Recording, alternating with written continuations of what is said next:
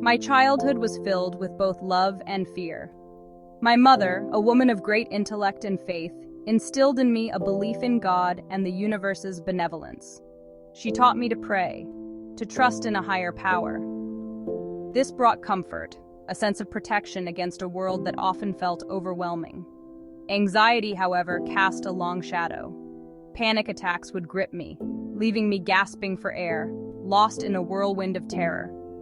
The world felt unpredictable, dangerous. I clung to my mother's teachings, seeking solace in the idea that something bigger than myself was in control. Through my adolescence, the fear remained. Social situations were a minefield, each interaction fraught with potential judgment and rejection. I longed for connection, but felt perpetually on the outside looking in. My mother's words echoed in my mind.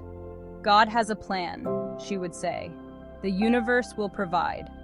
Yet with each passing year, a quiet dissonance grew within me. While I desperately wanted to believe, doubt began to take root. Was I truly just a pawn in some cosmic game? Where was this intervention, this guiding hand I was supposed to trust? The belief in a benevolent God, a universe orchestrated for our benefit, is a deeply comforting one. It suggests that we are not alone, that someone is always watching over us, guiding us towards a brighter tomorrow.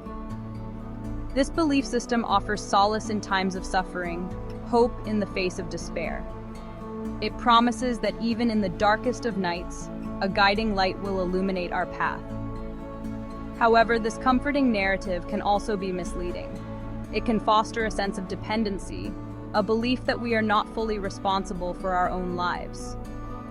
We become like children looking to a parent for constant reassurance and guidance, relinquishing our power to shape our own destiny.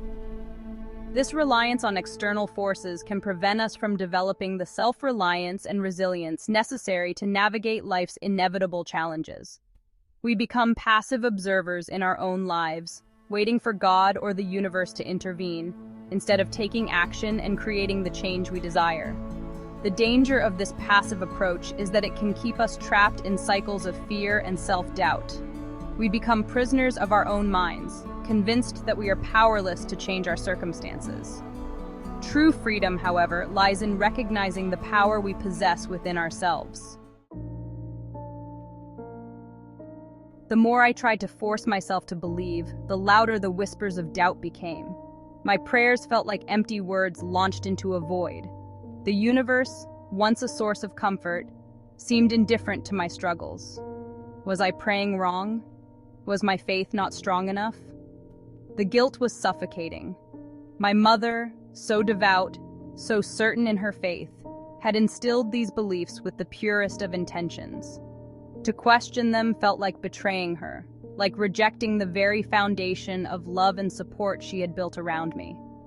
But the anxiety, the panic attacks, they didn't disappear. They lingered, a constant reminder that something was amiss.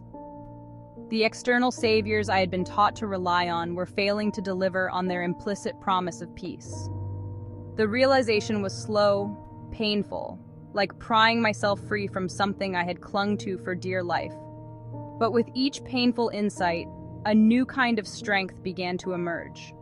A strength that came not from blind faith, but from confronting the terrifying possibility that I might be on my own.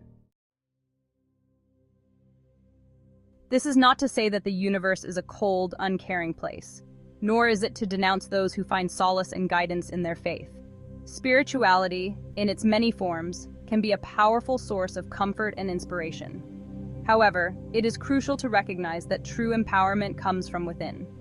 The universe is not a cosmic vending machine, dispensing favors based on the fervor of our prayers. It does not operate on a system of rewards and punishments, doling out good fortune to the pious and misfortune to the undeserving. It simply is. To believe that we are solely reliant on external forces for our happiness and well-being is to relinquish our own agency.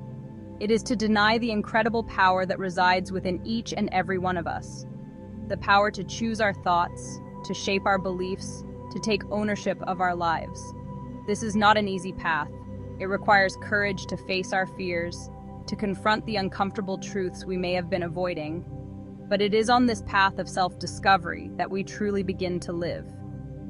We stop waiting for someone or something to save us and become the architects of our own destiny.